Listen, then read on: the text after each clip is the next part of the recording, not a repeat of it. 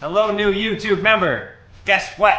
You've just unlocked bonus content that no one else has seen before, and you get exclusive access to some neat features. To join the Experiencers Anonymous tier, you've unlocked loyalty badges which will appear next to your name when you join us live during any of our videos. The longer you stay with us, the cooler the badge will be. Also, you get to use these cool custom emojis that we made just for you. You also get to access our private Discord chat where we can communicate all the time privately. All you have to do is email us at admin@tessacan.org. Let us know you want in on the discussion and we will send you the link directly to Discord. This tier also unlocks early access to new videos, behind the scenes and blooper footage, as well as some exclusive videos made just for members. All that for $2.99 Canadian a month. If you join the unclassified tier for $4.99 Canadian, you would get everything I just said, plus extended footage of some of our featured videos, a discount to our merch store, and so much more. If you are a member of the unclassified tier, email us at admin@tessacan.org and let us know, and we will send you a discount code for the Paranormal Hangar. All proceeds go back into the mission and help us create educational content for you and the rest of the world. Thank you for being a part of that journey. There are lots of perks, so make sure you check that out. Also, you can use this tab to share and communicate with Tessa. That's it. Unless you have a better idea. If you do, email us at admin@tessacan.org if you have any requests for videos or bonus perks or anything at all. Really, you are in charge. Don't be afraid to reach out. Hey, thanks for your support. And if you know anyone else who may benefit, please share our channel. The more people we have, the more we can help. And thanks for watching. Keep your eyes in the sky. Say it with me. Say it, Tim. Heed the world. Heed the world.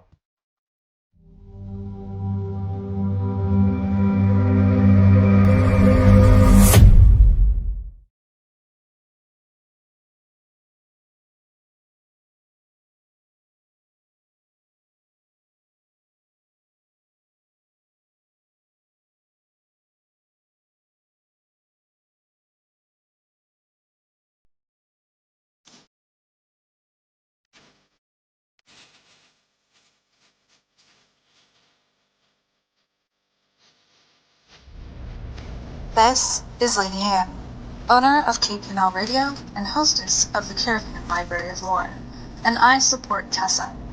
As an experiencer myself, I have filed my own reports with them, and the professionalism and heart they have shown my case goes above and beyond.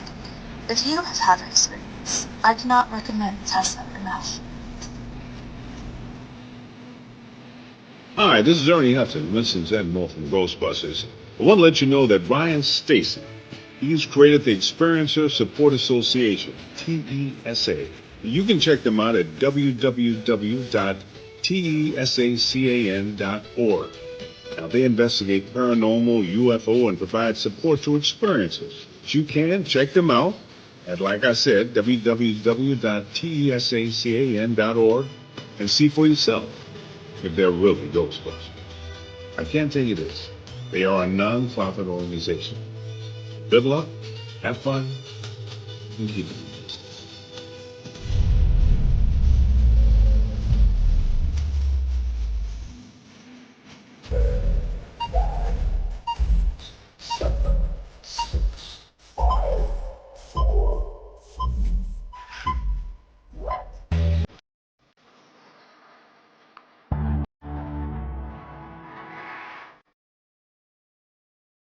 Good evening. You are listening to Beyond the Tinfoil Hat, a podcast by the Experiencer Support Association.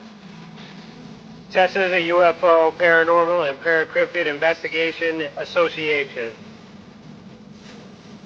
We investigate everything belonging to the global phenomenon linked to highly strange and unexplained experiences.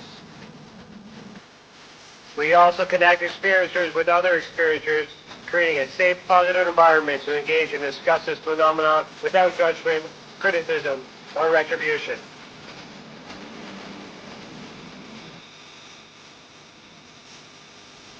From the land of the white rolling sands, from the southeasterly tip of Georgian Bay, to all of you listening around the world, as we simulcast live on KPNL Radio, we salute you.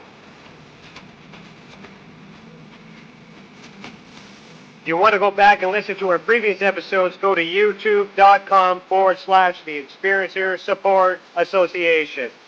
Do us a favor and hit that subscribe button and ring that bell to be instantly notified when we are live, not only for these episodes, but every single element Tessa has to offer. On our website, tessacan.org, we have something for everyone. We have support for experiencers, data for independent researchers, and places to advertise for professional partners.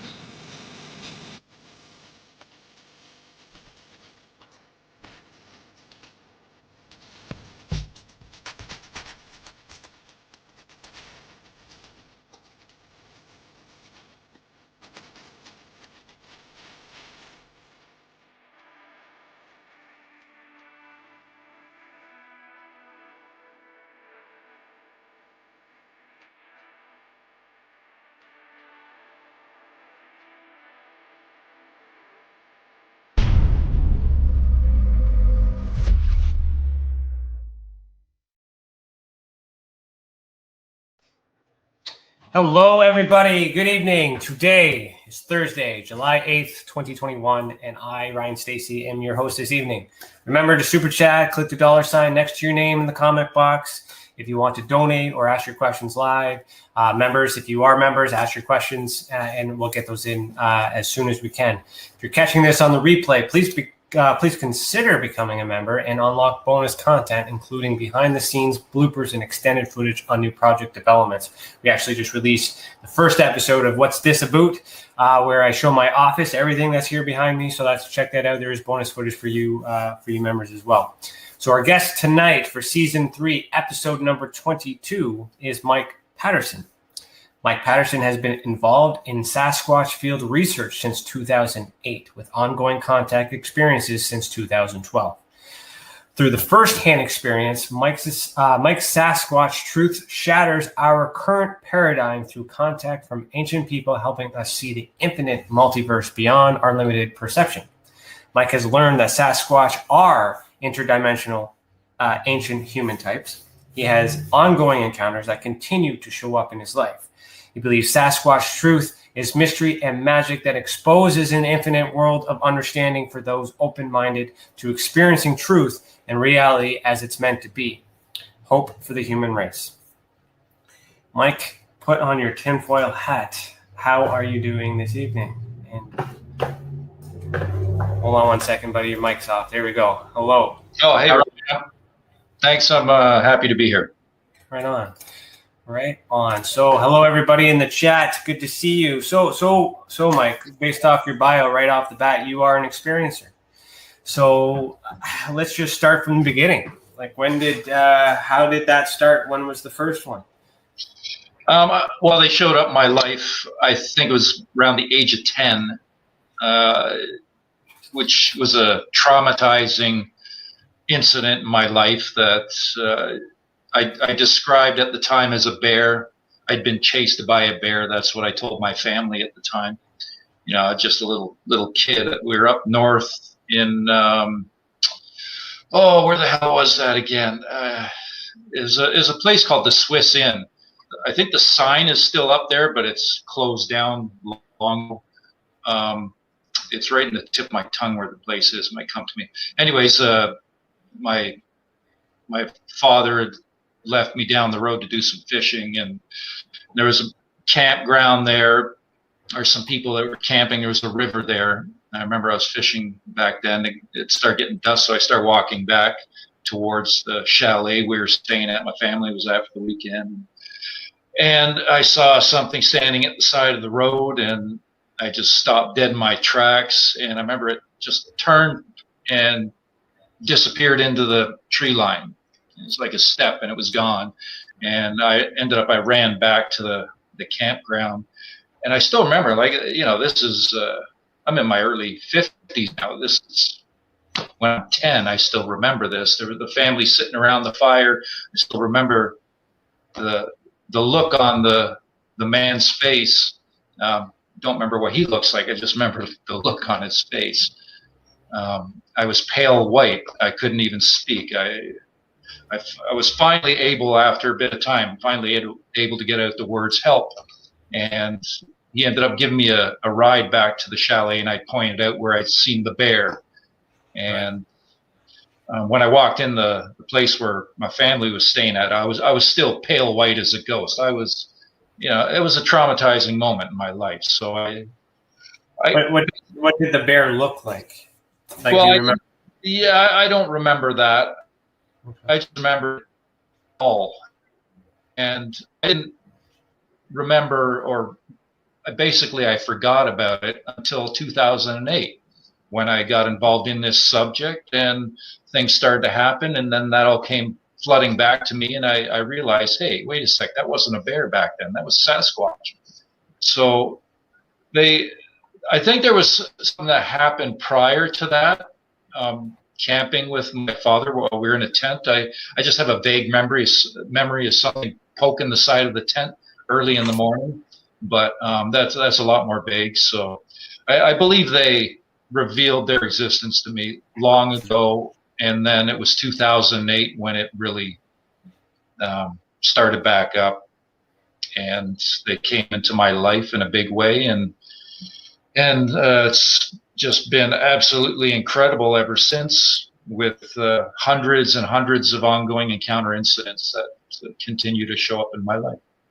So nothing has happened? Like, you did not have a single experience in between the age of 10 to 2008? It was nothing after that? And then all of a sudden, all of this stuff? Oh, I've had things happen throughout my life. Okay. Telepathic incidents and Okay. a little strange things along the way that happen. And I think to probably the majority of us who are open to it anyways, a lot of people would dismiss certain things and brush it off as whatever that may be. So let's talk about that. What happened? How old were you then? Is that the next memory? Is that the next thing that has happened, or after 10? Or no, I'm just saying, throughout life, there's little things that happen, dream incidents that are much more, or things like that, where things show up, and there's more to it than just a dream. And I've learned throughout my dealings with the Sasquatch stuff that I've been experiencing, they have that ability to make contact in the dream state. It's much more than a dream. It's very lucid. It's very real. It's palpable, and you tend to wake up instantly when it's over. And sometimes that can even involve physical contact. Just to give it that more sense of realism. Okay, interesting. So these dreams that you were having, though, that through this telepathic, were those Sasquatch that you were seeing in your dreams, or other entities, other beings, like we're talking paranormal, alien, ET, any of that stuff, or just strictly all this stuff happening with Sasquatch? Yeah. Since the Sasquatch thing started, there's been numerous incidents where I've met several of the family that I've been dealing with, Nefertiti's family, that have shown up that way. But there's been other things that have happened, in my life, but that's not something I'm really here to talk about. I'm here to talk about Sasquatch for the most part. All right. Well, let's talk about that then. What do you want us to know? So our audience would be very new to the Sasquatch interdimensional topic. We're going so let's dive into that. Okay. Any particular questions you have? Well, how it works, right? Yeah, no, exactly. And I appreciate you've done this 100 times and a million times, if anything. And so this is a new audience too. So the best thing for us is just tell us an experience. Tell us the most convincing experience. So you mentioned in 2008 is when things just kind of spilled out. The floodgates were open. So what happened then? Let's start there. Well, it was back in 2008 when this happened. Before that, I was spending a lot of my spare time in the woods with a photography equipment, just searching out wildlife. I love nature, love wildlife. So my time off, I'd be in the woods for the most part by myself. And and it was I think it was October 2008 when it all fired up. But before all that, I started getting into this subject. I'd had an epiphany while I was in the woods to start searching for Sasquatch, and at this point, from what I've experienced, I believe that it was a nudge from the Sasquatch themselves. They are a people. They're not animals, as so many people involved in the subject like to assume that they're an animal. No, they're not an animal. These are people. They have language, and they have abilities beyond our understanding. So it was back in 2008. I'd made a comment on some YouTube video, Sasquatch thing, and somebody ended up contacting me, asked me if I wanted to go to a location where there was previous activity. And I was all over it, said sure. So we're back and forth for a little bit. And I think it was about a month later, he contacts me again. He said, well, hey, you want to go? And I said, okay, let's go this Saturday, which was October 25th, 2008.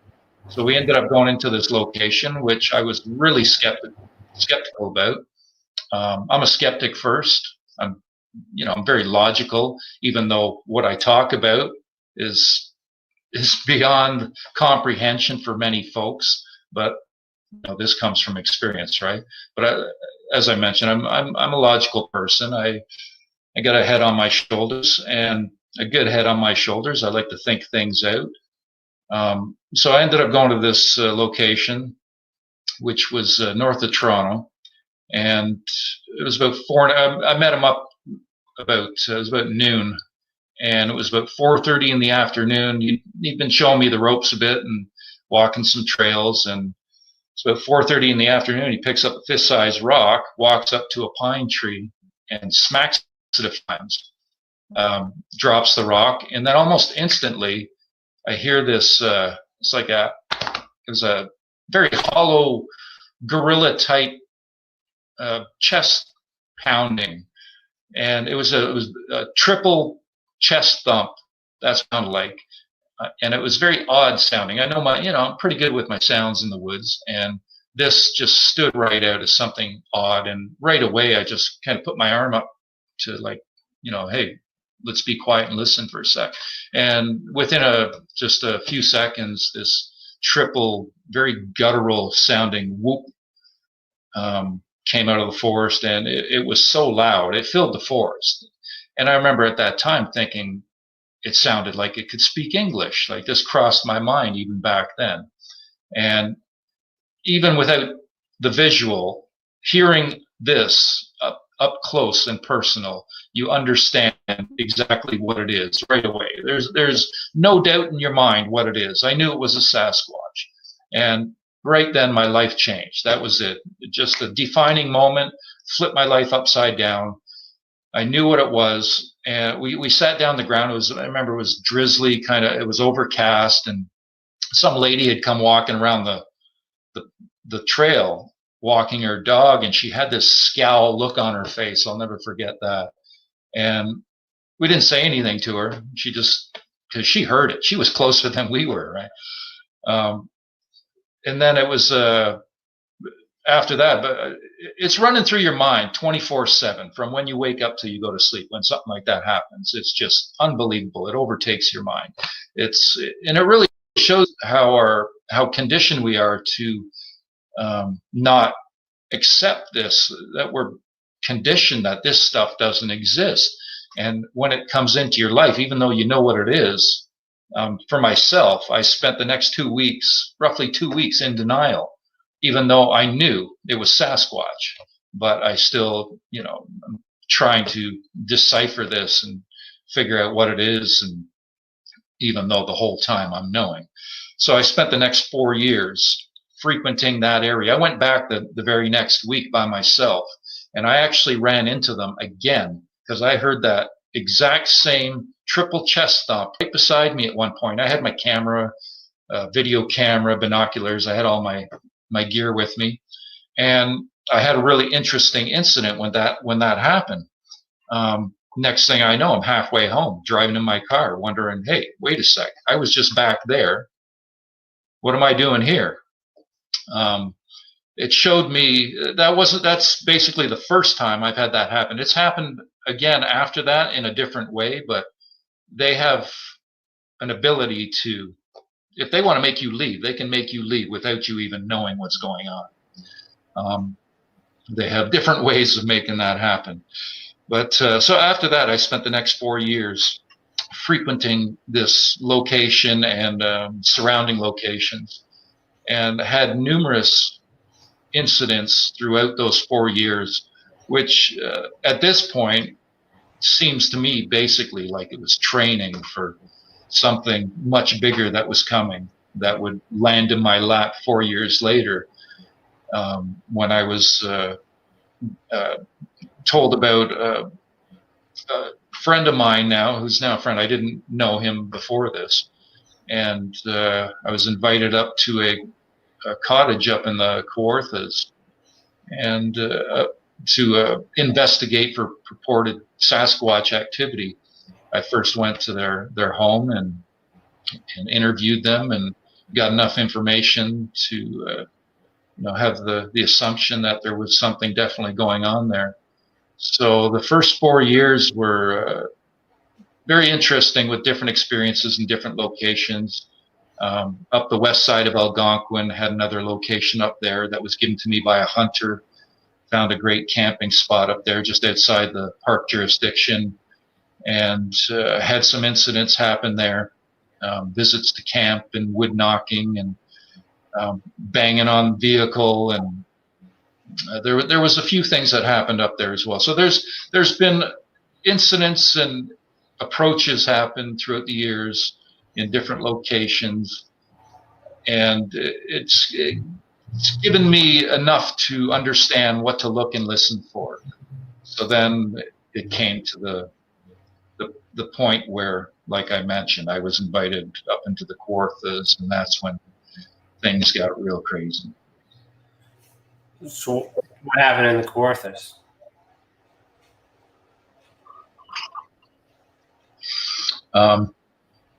Well, this is what's been going on for the past 8 years. I've been documenting a family of Sasquatch that Okay. have. And then this family moves as you move, or are they traveling? Like, is it the same family in different locations, or like how? Because you mentioned up north at one point, you mentioned Toronto, then you mentioned Algonquin, now you're mentioning Kawartha Lakes. Those are different areas within Ontario. So I think they're all different families. Okay. I can't say that 100%, but I'm quite sure. I'm pretty confident they're all different families. I have activity slowly building here at home too. There's been things happen here with vocalizations in the backyard. I've been,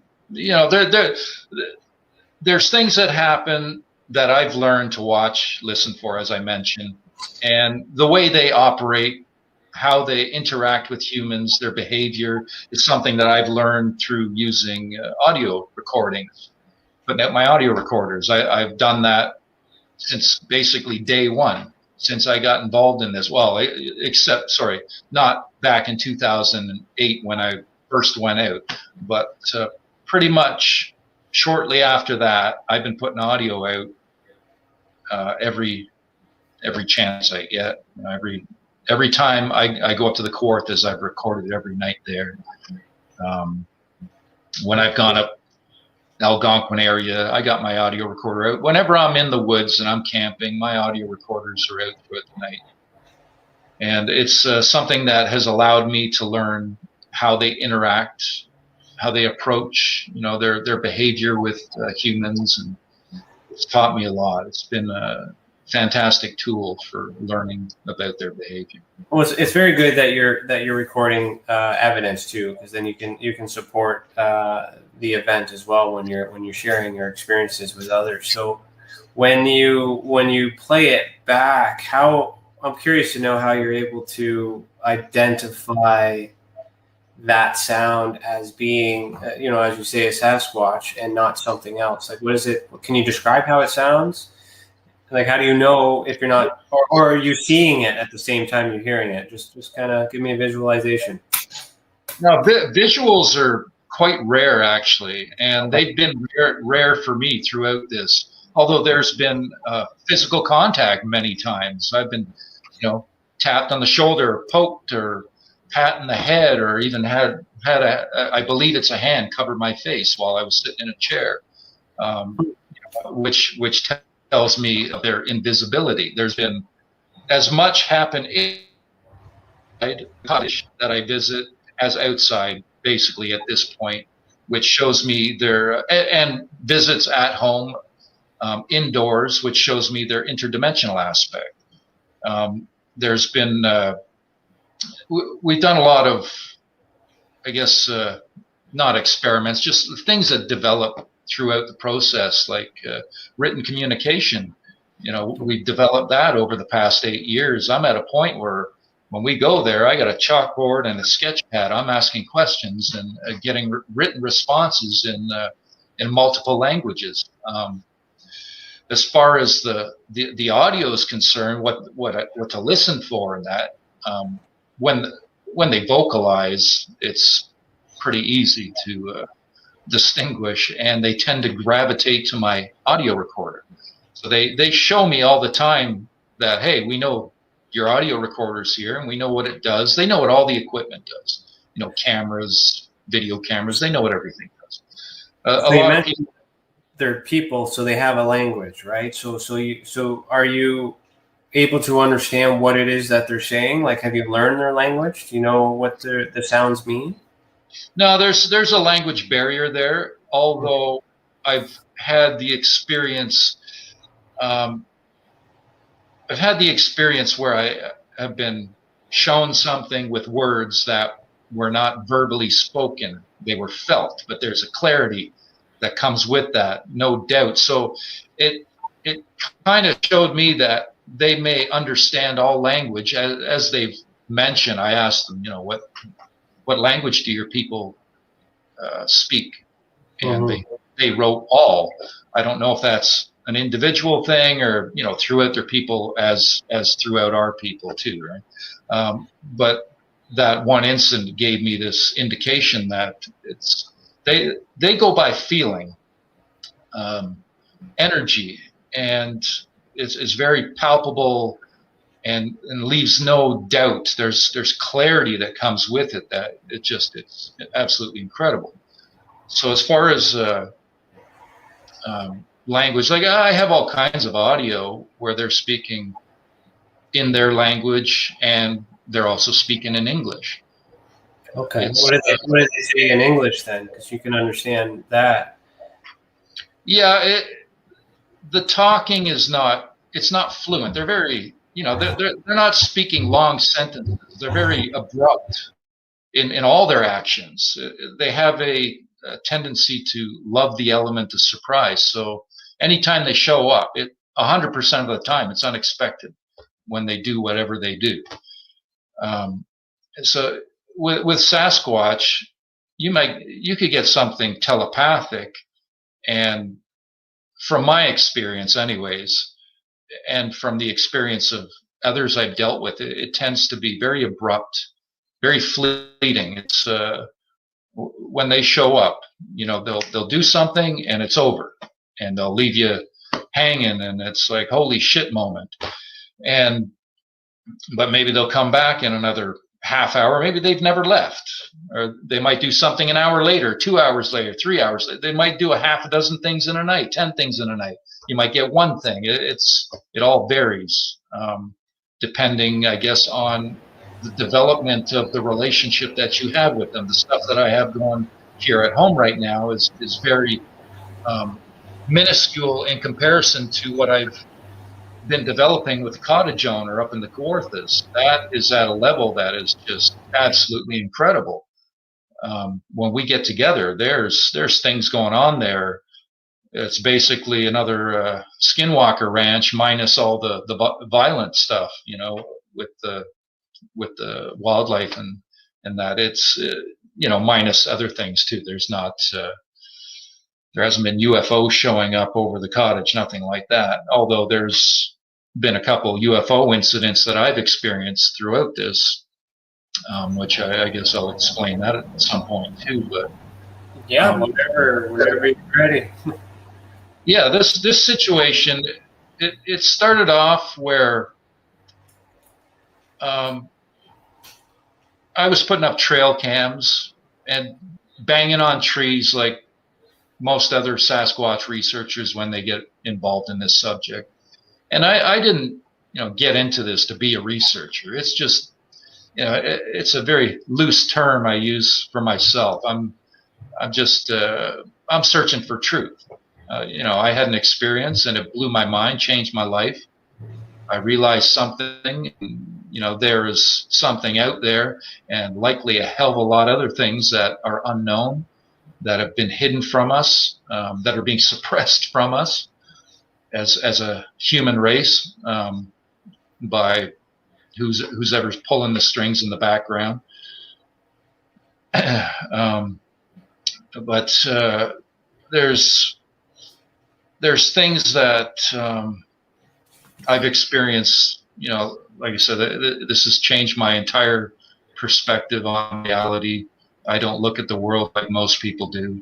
Very detached from this this system that we're all subject to. I see right through so much manipulation and lies, and government is just completely corrupt. And it's when you have all these experiences, it makes it very difficult to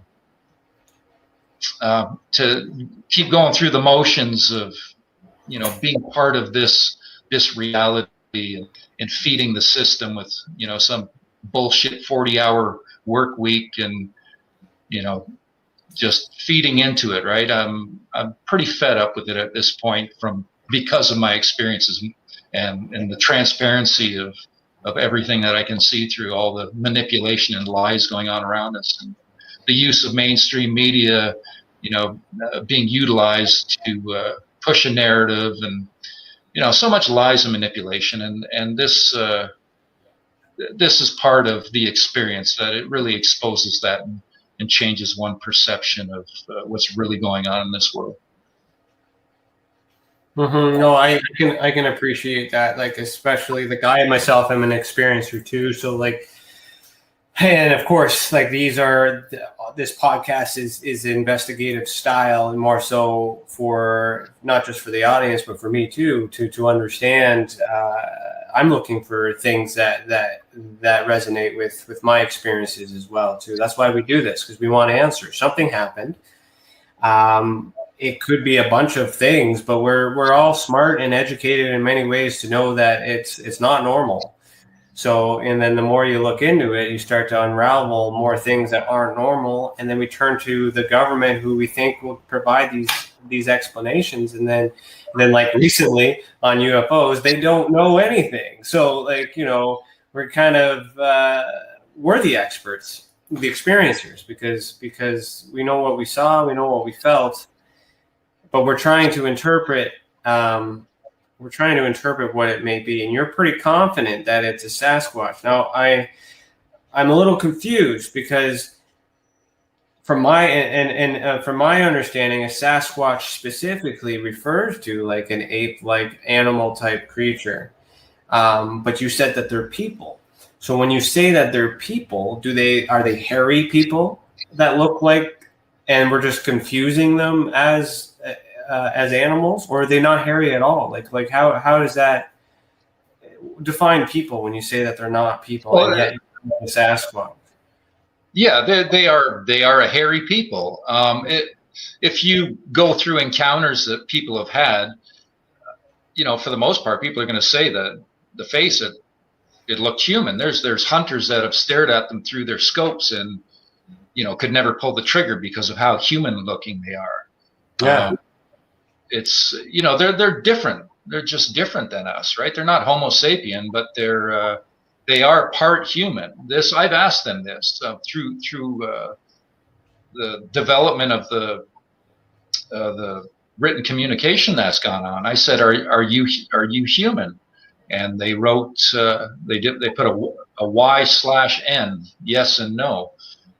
They used to write yes for a lot of their responses. And, for the most part now it's a why, because they're very efficient, right? So they say as little as they need to get a point across. But as far as being human, I think these guys are the missing link to our evolution, where, there's holes throughout that. It's just one big hole in the evolution of humans. And, science doesn't know the answers to our past. They can only speculate. And then this subject is very taboo. Any scientist that gets involved, basically it's a career killer, except Jeff Meldrum, who sits on a fence, and even though he knows the feet look as damn human as it gets, he doesn't go there. He plays his paycheck card, where, hey, if I just keep doing this and hold the line here with this ape theory, I'm going to keep getting paid, and we're not going to take this into the realm of where it should go, and that's truth.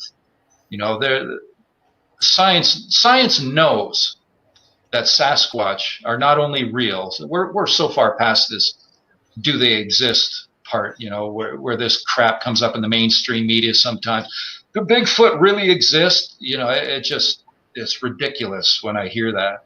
And I've dealt with John Bindernagel and Dmitry Bayanov. Both have passed, sadly, because they were pioneers in this field. John was involved. He's a wildlife biologist. He was involved for over 4 decades in this subject, and he supported me. He did use my name at first, and then he stopped using it in his presentations, although he would use some of my supporting evidence, because he gets too much flack from people squawking in his ear, because I talk the interdimensional stuff, the real stuff that so many are in denial about. And this is the problem with this subject. It's very divided. So many against. There's people that will spend literally decades involved in this subject and just completely deny that there is more to it than some Gigantopithecus offshoot crap that they've tried to push for forever. And you get these shows like Finding Bigfoot, where they're just acting like a bunch of whatever, banging on trees and doing all this crazy stupid stuff out in the woods, searching for an ape that can hide real well, when they full on know that there is more to it, that there is a paranormal aspect to this subject. See, what's interesting about this for me too is, like, as I mentioned before the show, we do have a resident cryptozoologist who is studying anthropology on the Tessa team, and I bet you if he's listening to this right now, he's probably pulling his hair out, because he is on the science-based side, and as the investigator, everybody knows I'm neutral, but like I've gotten it into him intellectually a few times. We're still on the team together, things like that, and I understand where the science, there's a lot of science that can prove or heavily suggest the likelihood of it being apes. But and then in this community, if we accept UFOs, psychic ability, paranormal ghosts, all that under the ultra spectrum, we have to accept the interdimensional possibility. And the reason for that is because neither the academics or us have captured one for study. So until one is actually captured and be analyzed, it has to be both. And what I like about what you've said is that mentioning that they're hairy people. So it may be that middle ground where the Bigfoot that is an animal and that's something else, and then what you're seeing is some sort of a humanoid, possibly descent. So they're two things that are kind of existing in the same space and time. You're having what sounds like a telepathic experience, so they're communicating through the mind as well, and those aren't characteristics of apes. So, and if you say that they're humans, what we understand with consciousness, it makes sense that they are humans, because we can as humans have psychic abilities. So what I'm trying to get around here is, as neutral as I am, with this weird stuff that's happening, there's more evidence to suggest that theory than the fact that we evolved from apes, because there's so many other things that are different about us than apes. Yeah, we basically just suddenly showed up, didn't we? There's so many things, not just the telepathic thing. So again, sorry, Alex, not sorry, but I'm on this side of the fence. Yeah, okay. And when you get the people like that pulling their hair out when we're talking about the interdimensional stuff, they don't have any experience, and they've never had the experience of it, and that's why they're doing that and acting that. He still has done research, and he still has evidence that suggests that side of things. So that's the thing. What I'm trying to establish here is that not one side has enough evidence to know. It's still an unknown, and we still have to work together. There shouldn't be, like you said, like that guy stopped saying your name because he was getting flack. There shouldn't be flack. It's an alternative theory. It's an alternative idea, and there's certain parts of your experience that could be accepted in the academic community under proper conditions. I don't look at it as an alternative theory. I look at it as a denial by science to accept what truly is. There is more to this world than this, what we can touch, see, hear, feel, taste. Consciousness, they're realizing consciousness is all connected. Everything is connected. It's not an alternative theory. It's a denial by science to even open the door to questioning and being more accepting. And it's just, they basically shut the door on anybody that speaks of the paranormal. And that is not science. That's pseudoscience. That's crap. It's not science. And this is what's been the problem in this subject, because there are so many witnesses seeing the paranormal aspect. And since I've been involved in this subject, I have watched this Bigfoot community do a 180 with growing numbers that are bearing witness to these paranormal aspects of their existence. And there has been visuals. So there are visuals. So, we do know they're Sasquatch. They're the evidence that I've witnessed myself. It's a mountain of evidence, and I've presented a mountain of evidence. And like I said, I've had the support of both John Bindernagel. Dmitry Bayanov was the director of science for Darwin State Museum in Moscow, involved in this subject since '64. He sadly passed a heart failure. It was a couple of years back now. And he contacted me because I spoke of the paranormal aspect, because he knew. He knew that I was speaking the truth as soon as I started talking about that. And so science does know this. I was asked to, basically keep my mouth shut and not talk about that, keep a lid on it. And I refused. I said, no. My thought was too little too late. If we're going to sit here and wait for science to play, I'm dead and gone, long gone. So my thought was give it all to them and let them sort it out after the fact. Well, so you're an experiencer. What's that?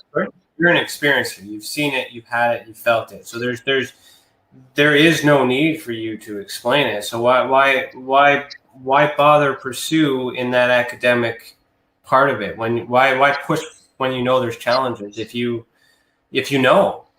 You know why I do this?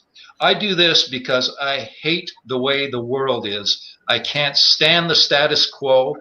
I see the lies, the manipulation, all the bullshit, the politics. It's just human ego crap. The world is going in the wrong direction. We're poisoning everything. And this truth shatters the status quo, and it breaks the system, and it starts to make change. And that's why I do this, because I'm for the earth. As far as the human race at this point, what I see out there, I couldn't give a rat's ass if they kill themselves off or not, but I care about the earth and all the life on it, or the nature and the wildlife. That's That's why I do this, for the health and well-being of the earth and its inhabitants. Well, thank you for your service, because we need people like that. So it's good. Thank you. We got some comments here. Hairless Primate from the UK says, humans are still animals, taxonomic group primates. We're part of the great ape grouping. My field is evolutionary biology. Sasquatch can fit into that bracket easily alongside us. So how do you feel about that? Dmitry Bainov it was his goal to, what's the guy's name? He was a student of another Russian scientist whose goal it was to have hominology recognized as a new discipline of anthropology, which would recognize the Sasquatch as the people they are. So, yes, we're all apes.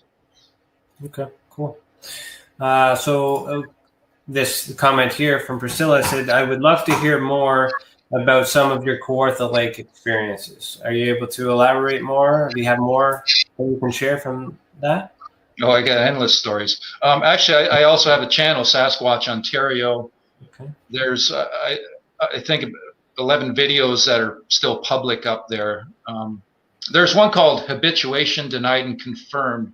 If anybody wants to go on and listen to that, there's about a half an hour of back-to-back audio clips, Sasquatch audio clips. They're all from the same family, and it's pretty incredible stuff. I have a very substantial library of recordings, but as far as incidents that have gone on there, yeah, it's just it's unbelievable how much has happened. We've had from September 2012, when I started visiting there, to March 5th or March 20th, 2015, we had 80 visits in that period. I haven't counted how many since. There was a bit of a fallout between the property owner and myself for a time period of I'm not sure, might have been a couple years, somewhere in that range, because of all the harassment. He didn't understand at the time that I wasn't involved. He wasn't sure what was going on, because this has been predominant, with or just littered with trespassing, harassment, stalking, really a lot of it going on, and we found out there's a certain organization involved in this subject who like to kind of deem themselves at the top, who I've learned basically scrub reports of any paranormal activity. But in those 80 visits, we've had activity on 100% of the visits, and ever since. So in 8 years that I've gone there, we've had activity show up on every visit. And the way the Sasquatch work, it's like a baby step process. They're always giving something new. That was our motto, always something new. And even though a lot of the stuff is very similar and it seems the same footprints, vocalizations, and much more, there's always little nuances that happen. Like, there's been so many, they tend to make matter appear from thin air. So marbles have been a big part of this, and we have a collection of hundreds and hundreds of marbles. I've had them dropped right into my hand out of thin air. I've had a glass in my hand. I'm sitting there with a glass, and all of a sudden I hear tink. I look, oh yeah, I got another one. Marble out of thin air while I'm standing in a room talking.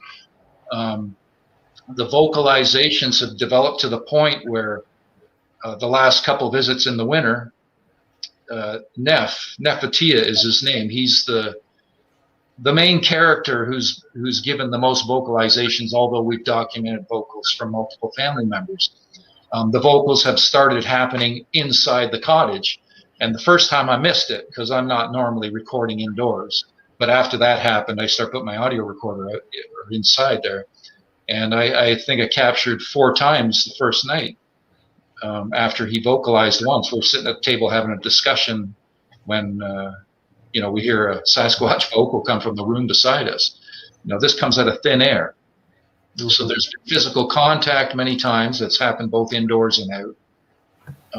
They love to mess with us. So they're jokesters, tricksters. There's always this sort of thing going on. You know, I'll go in there. I'll go into my bag sometimes. There's a pile of leaves and sticks, you know, or in the winter, there was one visit this past winter where I opened my bag and my clothes are all wet. And like, what the hell, man? I realized, you know, they'd obviously thrown a bunch of snow in my bag and soaked my clothes.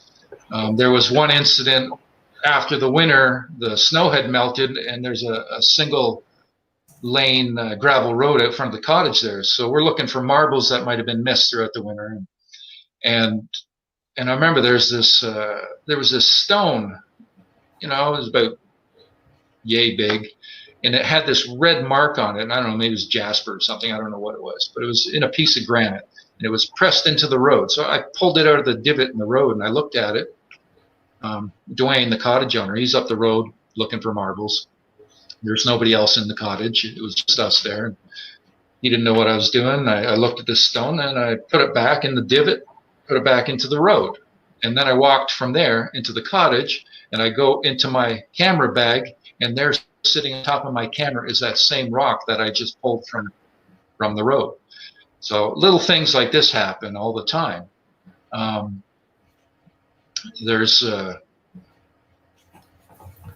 It's just it's constant, right? It's very interesting. See, like I am investigating all phenomenons because I'm trying to understand why people are connecting to any phenomenon. And even though you're talking about a being that science tries to explain as an animal, the characteristics that go with its character, its nature, are paranormal, are ufological, are like all those things in that spectrum. So either is it.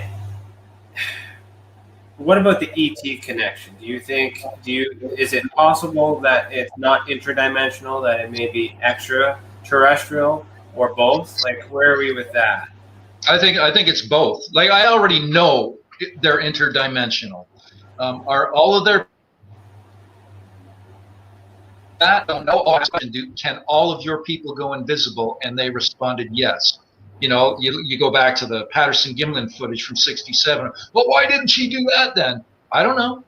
You know, maybe she didn't want to see anybody do that. Maybe there's other reasons. Maybe there were children in the picture. I don't know. You know, I can't answer that question, but I can give a answer to what I was told by them in writing. Whether that's they're telling me the truth, I don't know that either, right? I believe they are because of my experiences and how I see them as I trust them more than humans at this point. So as far as the interdimensional aspect, because of visits that have happened at home, vocalizations. I had a friend of mine I lived with in Brampton, Ontario for a couple of years throughout this, really good buddy of mine. And I was there for a couple of years, and when his name's Kyle. When I moved in there, I said, "Hey, Kyle, you know, some crazy shit might, you know, good chance is going to start happening here." He's very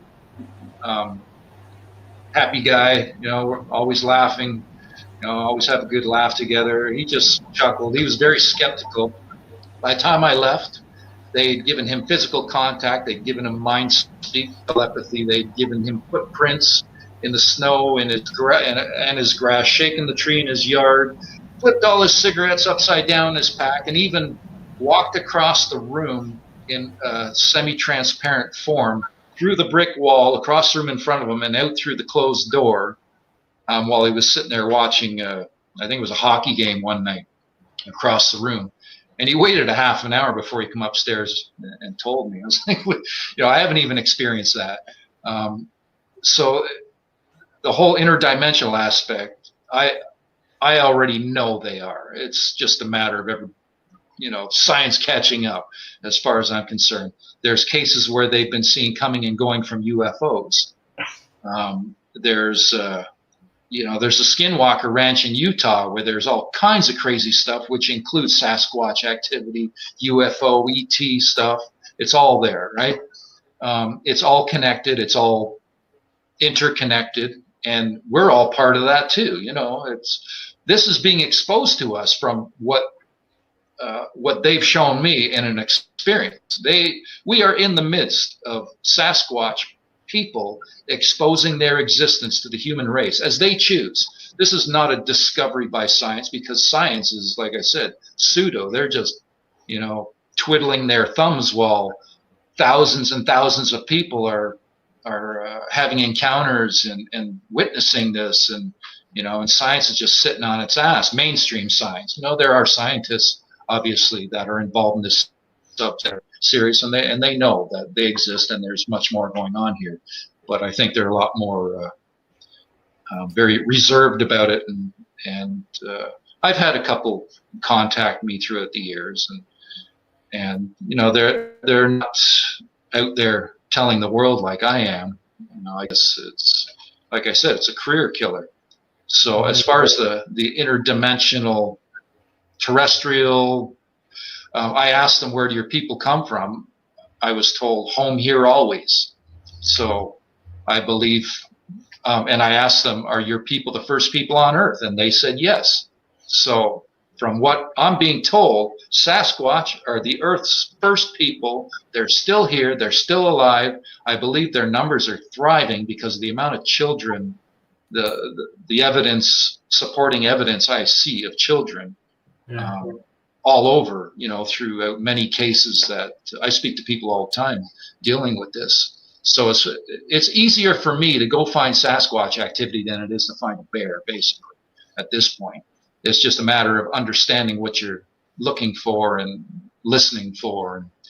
And as I was mentioning before with the audio, there's certain indications they give, like they'll go right up to I have my recorder wrapped around a tree in the backyard, 5-6 feet off the ground. They and back in the Kawarthas, a lot of the time they would tap my microphone. They might do a double tap or something like that to it's like, hey, that's physical contact, and that's not natural. That's not a stick dropping from the tree bouncing off the recorder. Oh, and it happened again and again and again.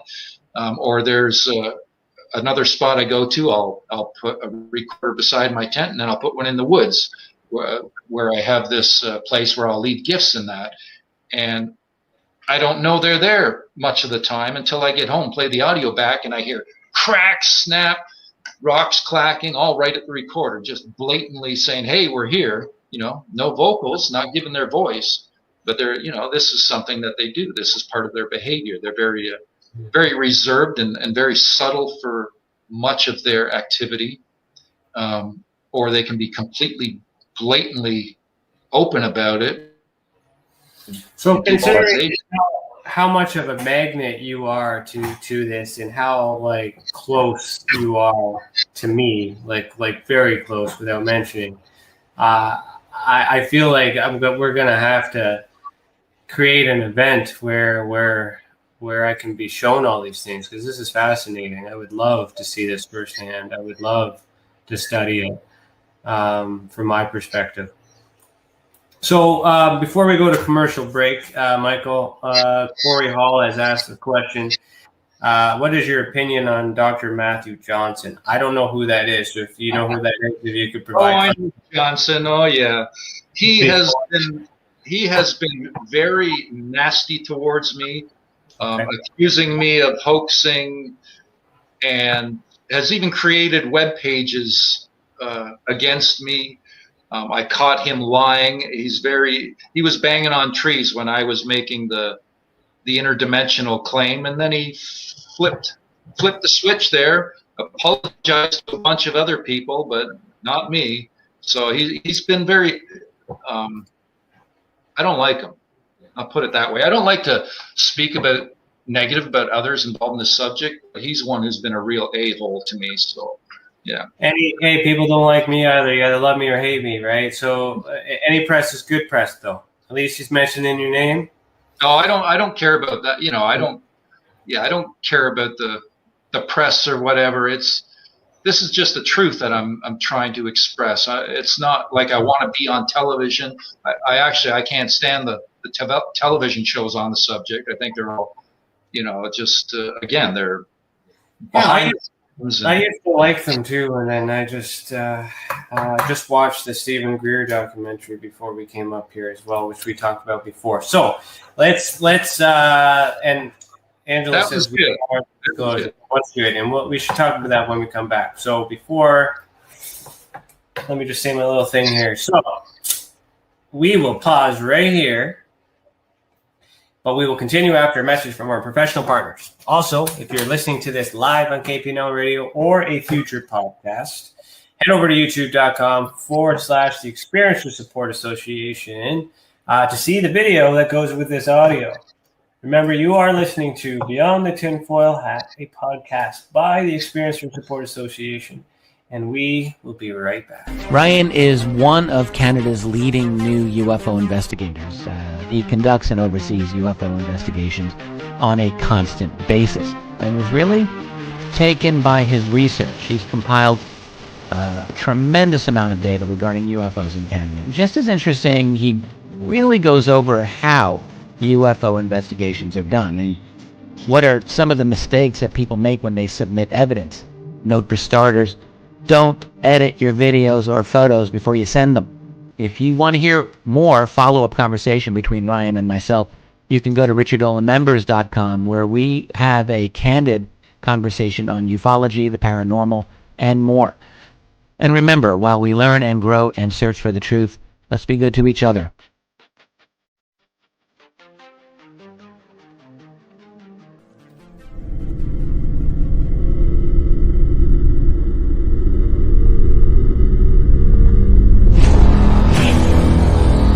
The same thing that draws aliens to our planet is the same thing that draws us to others. Exploration, curiosity, sustainability of life. That's why we go. It would make sense as to why they're visiting here. Travis! Quit playing around, man! Get back here! Travis! The last thing I remember was this numbing shock. Stunning sort of a feeling. Very powerful. Get away from me! I was just out of my mind with fear, just screaming the whole time. It's been theorized that aliens prefer remote areas because they don't want to attract attention. Whatever it is that they're doing, they would want to do that in a less populated area. There are multiple accounts of the same thing from people from all over the world. People that do not know each other, do not live in the same cultures, and they're all looking up, they're all seeing things in the sky. So it would be naive of us to think that we're alone in the universe.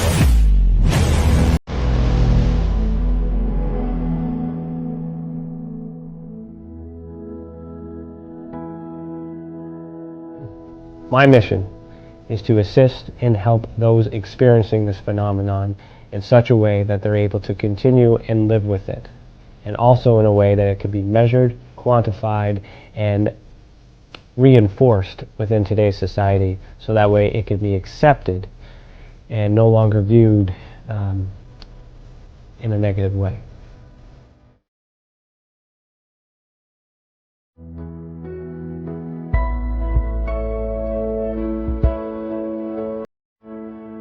One thing that I do value in people is the ability to sense and feel when something is right and when something is wrong. That is a natural ability that we all share. Now, when we combine that with the paranormal and ufological abductions or visits, I have this sensation that these abilities are connected. Not everyone can sense, not everyone can feel. However, those who can are typically connected with something that we cannot explain.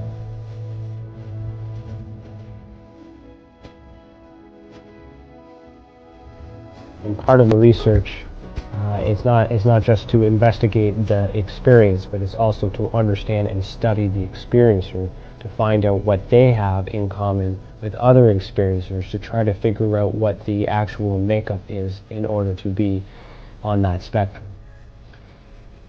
There's a lot of it happening all over the world, and I do not know of any other study that is focusing on the individuals as people, only the phenomenon. Welcome back. You are listening to Beyond the Tinfoil Hat. If you're enjoying this episode so far, please consider becoming a member of our YouTube channel or send us a super chat. Your membership will get you bonus content like exclusive videos, and it will help us reach our goal of launching our training center, which is the Interstellar, the Academy of Ufology and Paranormal Studies. Also, if you have ever experienced an unexplained event involving the paranormal, UFOs, extraterrestrials, dogmen, or any other paracryptid, head over to tessacan.org/reporting system. The more reports we get, the more we will understand the phenomenon and how it affects our people. Let the others who have already reported be that example that proves we are making a difference. If it wasn't for these reports, we would not be able to do what we do, and for that, we thank you. So, still here with Mike. How you doing? How you doing, buddy? Good. I just wanted to show you something here. Sure. This is that's from April 2013, and this is the same individual.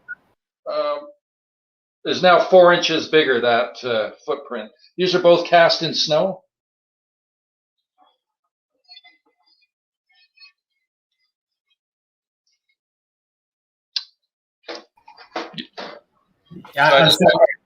Sorry. I just made the screen bigger so that way everybody could see that. That's interesting. What happens there was, like, these footprints, they show up. I've documented literally hundreds of prints with the property owner throughout the past 8 years from multiple family members. And they show up as single prints. These are all, in snow. We like to go in the winter time because the humans can't hide their prints, but the Sasquatch can. And sometimes they'll show 4 family members all leave one single print, or a trackway which just starts and stops, and all the prints go nowhere. Every one of them, 100% of the prints have gone. Just suddenly show up, and some of them have shown up as we're standing there. We haven't witnessed them show up, but they basically happen as your back's turned. Within a few seconds, you turn around and say, "Wow, there's another print there." There's one thing, I know at the last hour there, I have my moments where I feel a bit disgruntled because of certain people involved or this and that, but I do want to get the point across that the Sasquatch, they are very, very loving, compassionate people. They have an understanding of energy. And I've had an experience where Neff one time was very adamant about the word love, and it just came out of thin air, and he basically yelled this in my face pretty much. And it blew my mind. I didn't capture that on audio. It happened inside, but it was something that was. It's something that they're more evolved than we are in their consciousness. They have a greater understanding of vibration, of energy. I think they have an inherent ability to manipulate that, to change their vibration. Bring it down to a physical sense where they can materialize, because they can materialize and disappear at will. I know this for a fact. And then there's the aspect where they can speak in your mind or come into your home, and it doesn't matter where you are. It seems I've had activity happen in my car numerous times, and my girlfriend has too, and she's watching this. There's been a few incidents where they've, is that them doing that in her car? Well, they've done similar things in my vehicle. So, I have this thing wrapped around my mirror, or hanging from my rear view mirror, this piece on a rope. I have a couple things there. I had an incident where I'd driven around the corner and gone into the woods. I was by myself, and got out of my car, locked my car, start walking the trails. This was around the beginning when all this pandemic stuff started going on. Did I say that right? Sorry. Yeah, I think so. I think close. And when I come out of my car, or when I come out of the woods and I got back into my car, I noticed right away the piece hanging from my mirror was wrapped around. And I've had it happen before, and I've had it happen since. And I've tried to, I've jumped on my brakes, I've hit it with my arm, trying to make it wrap around the mirror, and it's never happened. I can't do it right. It's happened while I'm in the car even. And then this has happened also to my girlfriend Jen, this thing being wrapped around her car mirror. And we actually both had an incident together here behind my house, or behind where I live here. And we were standing out there. My landlord had, he texted me one night, or one afternoon. No, it happened about 7 o'clock at night. And he told me he heard two, obvious wood knocks, a couple of obvious wood knocks in the back. So I thanked him, and I told Jen, I said, I got to go back there at some point tonight, just out of respect, because I believe there was a reason for those wood knocks. And we went back there I think it was about 1 o'clock in the morning. It was a really dark night too, and there was a lot of wind. I was mostly up in the tops of the trees, and it's funny because when this incident happened, it was like everything had just calmed down just for a brief moment. And it was about, we walked back there without flashlights, let our eyes adjust, which we tend to do a lot, try to use flashlights as little as possible. Not for the sake of the Sasquatch or anything, just for the sake of our own selves, to allow our eyes to adjust and see better in the dark. And so we walked back there, and we're standing back there in the woods, and suddenly I hear this, it's like a knock, knock, knock. And what was funny is it's something I used to do in another location a dozen years ago. This sequence of knocks, not around here either. It was so I heard this. It was clearly in my ear, and at this point now I wonder if it was physically in the woods happening, or if it was a telepathic thing. I don't know. She didn't hear it, but like I said, there was wind happening in that, and the leaves were dry, so any movement with your foot would dampen any sounds, could make it difficult to hear certain things. But I heard these wood knocks clearly, and I mentioned it to her. I said, I just heard wood knocks, and so we stopped, and we were standing there. So we just stopped, and we're listening. I think it was about a minute later, about, I don't know, maybe 6 feet in front of us, roughly. Believe we both think it was a young male, went walking right in front of us. And we first heard the footsteps come in. It was 3 steps, a very brief pause, then 2 more footsteps. And we clearly could hear the footsteps right in front of us. And we both were witness to the leaves kicking up from the ground as he walked. And then she was given a visual, which she saw through a shimmering, his form, which, like I mentioned, we both believe it was a younger male. And I think that was for her to give her that experience, which I was thrilled about, because up till then it's a lot of stories, right? Until you witness this firsthand, it's very hard to comprehend, very hard to digest, without many people just thinking you're batshit crazy. I get called that all the time, but at this point I see it as a compliment. It's always nice when somebody else, especially somebody you're with, and when it happens, when you're together, it's a vindication of what you've been saying all along. So multiple. Yeah, that's the thing, right? Like that's why I asked you earlier, why pursue it any further if you already have contact, you already believe, but you want others, you believe it must be happening to other people too. So why do you think they're communicating with you? Like, have you ever been out there with any individuals and not made contact? Or does it always happen when you're there? Well, as far as the cottage goes, there's only ever been one other person that has. Well, there's been other invites, but it's not happened. There was one other person, Chris Munch. He's a filmmaker. He actually made the film Letters from the Big Man, which is why he got the invite out there, because it's a film depicting the Sasquatch as close to the truth as what they truly are. So if anybody wants to watch that, Letters from the Big Man, it's a great film. And Chris was invited out. He lives in Hollywood, and he came down, spent 3 nights on location, and he got to witness, he didn't hear vocals, but he got to witness some pretty crazy stuff, marbles out of thin air, and manipulation of his camera. That's another thing I haven't mentioned with images being imposed onto the devices. But as far as people being invited, Dwayne is very private, as I can't blame him. He's very protective over this, as am I.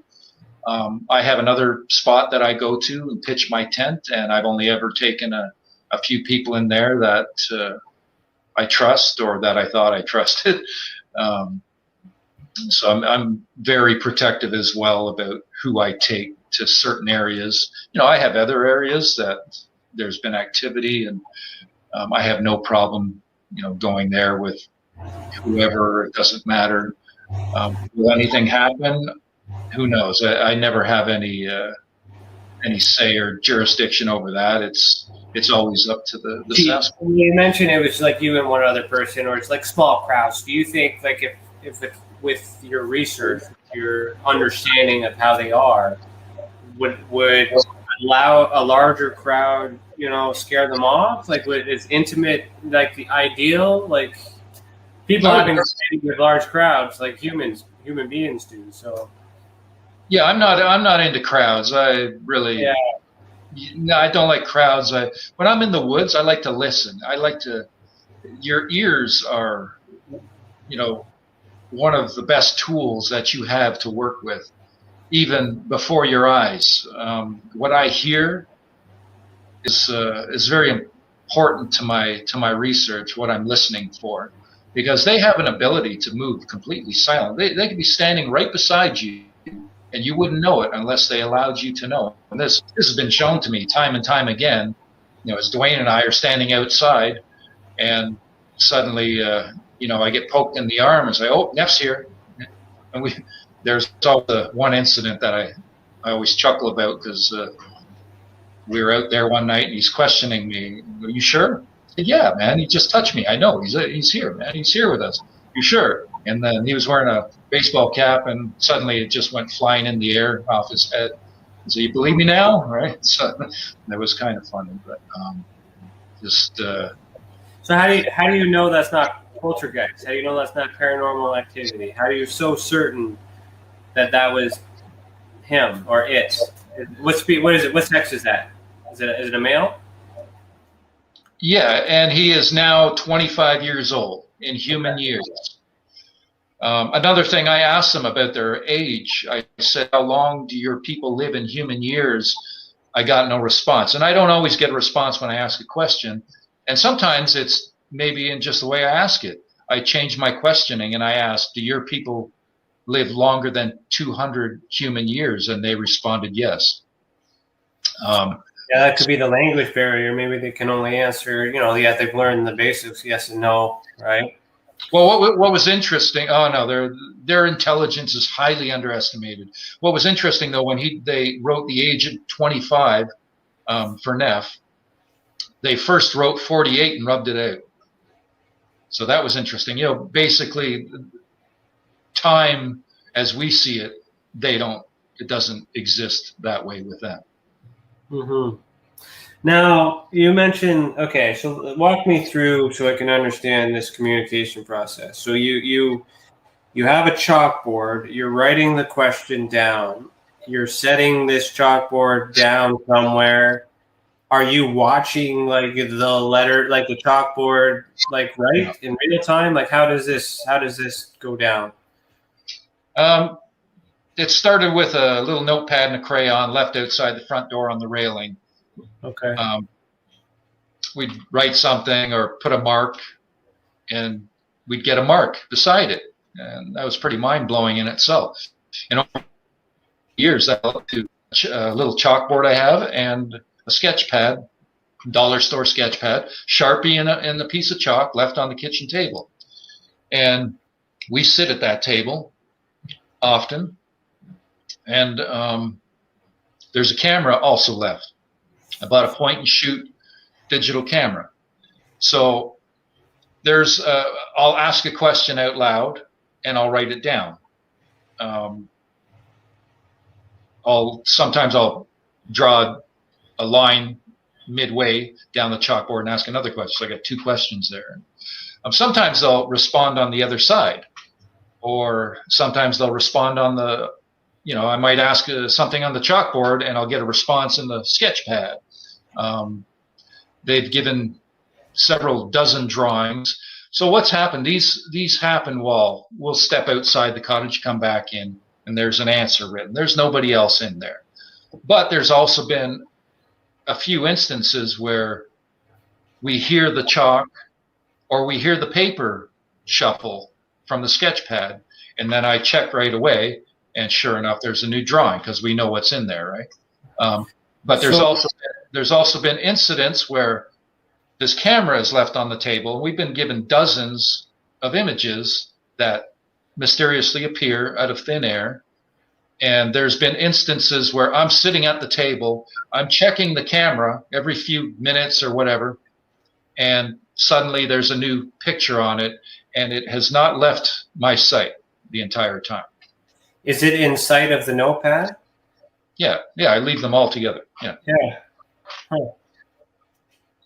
So you have markings that are added to the notepad, but the camera's filming it the entire time. No, I don't run a camera on that. Why not? I'm not in this to try and capture them on film. You're not going to. Mm-hmm. It's. You're developing a relationship. You're bonding with them. I understand that. You're not studying them. You're having a relationship with them. You're working with them, right? There's trust involved here, right? Yeah. I'm not putting up. I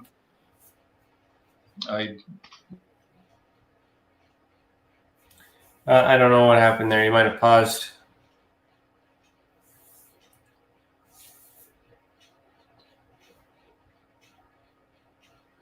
I think you froze there. I don't know if you can hear me. Just to provide context, what I was kind of speaking to was that's where the academic community. Sorry to interrupt there, Ryan. I lost you for about, I don't know, maybe not quite a minute, but close to it. Yeah, it's okay. I lost you too. I was just filling space. So the reason why I was saying that is to bring out a point that, like, me as an investigator, that's kind of on the academic side of things. That's why I'm thinking that way, because I like the evidence helps us support other experiencers that may be experiencing the same thing as you.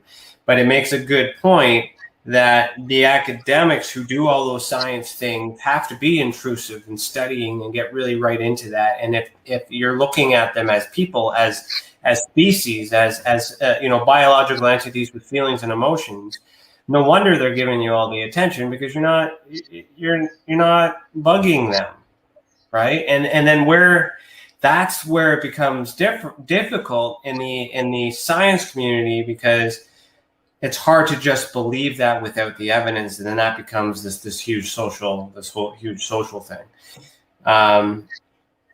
Where's the middle ground? Where someone could get evidence without being pushy or without making them uncomfortable.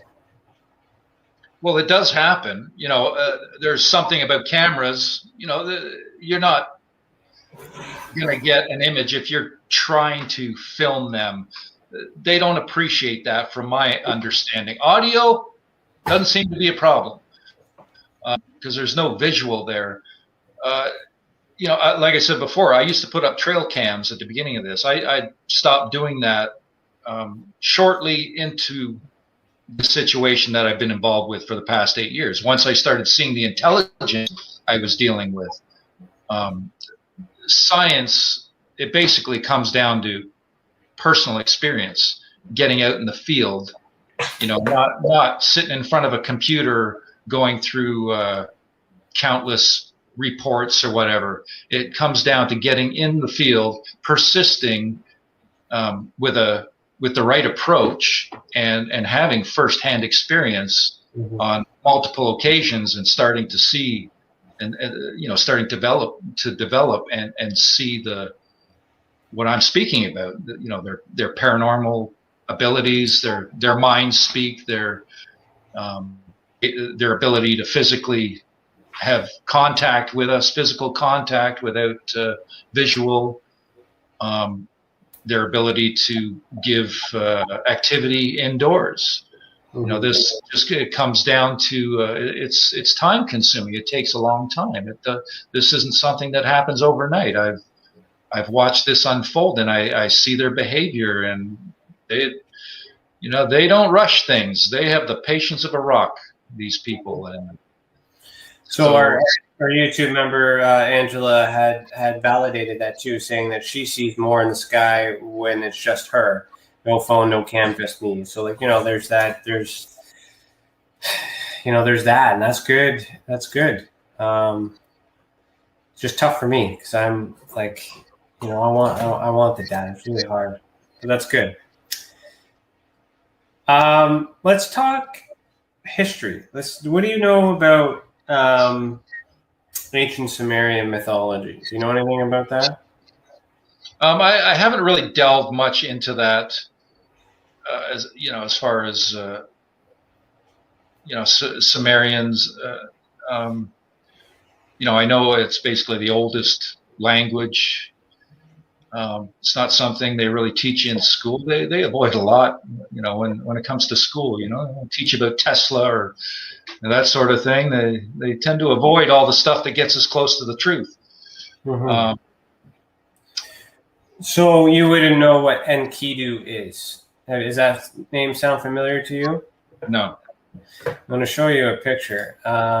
This is why I was asking too. And it might be good for some research after the fact, because Enkidu here. This is an ancient sculpture from back in the day. But essentially, what Enkidu was the companion of a king called Gilgamesh, and this individual was described as a hairy man that possessed the ability to be telepathic, to do all these characteristics, everything that you mentioned tonight. There is an epic, it's called Epic of Gilgamesh, where Enkidu was his companion. And they fought side by side, and it's a really beautiful poem, epic, or whatever you call it. I would look into that if you're not familiar with that. But that to me, Enkidu is the link for me, anyways, that could validate the possibility that this has started from the beginning. Because remember how they had told you that they've been around forever. They've been around since the beginning. And if Sumerian mythology, if the Sumerians are the first people, and there's written scripture around walking with a Bigfoot, Sasquatch type being that is telepathic, then there's that link to you now. So it's in the history. Yeah, I understand. Hairy wild men, basically, they are written throughout antiquity. It dates back thousands of years, and this has come up again and again throughout our history. And from my understanding, like I said, we are in the midst of an exposure of their people to the human race. I think it's going to happen in my lifetime. I think that we're going to see some big things come down the pipe as far as both UFO, ET, and Sasquatch are concerned. It's all connected. So, and if they reveal one, they got to reveal it all. So, yeah. There was one time that Dimitri had mentioned to me, used the term Bigfoot Gate, because he was convinced there's a cover up, as am I. This is suppressed at whatever level it is.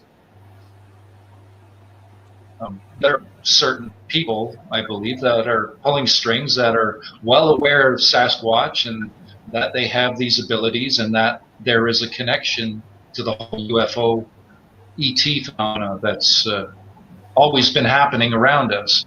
And as you mentioned, watching the Stephen Greer latest, I also watched that yesterday, and that was spot on, very interesting, and I'm in complete agreement with it. And I guess what happens.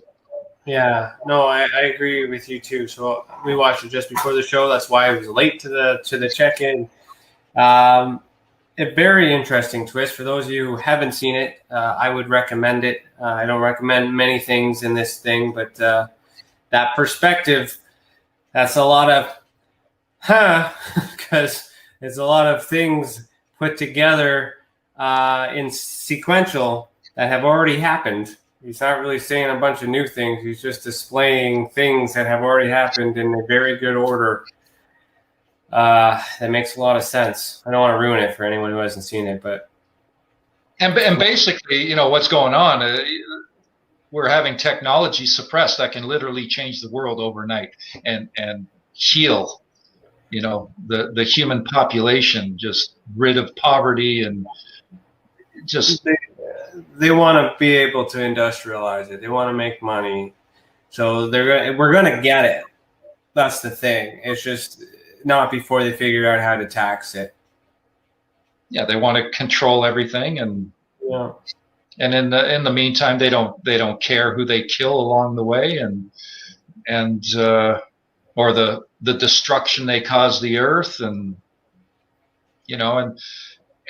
when in the past, all this UFO stuff really started happening when they started blowing shit up on a grand scale, and apparently that is having an effect in other dimensions where these other races, races, whatever, exist.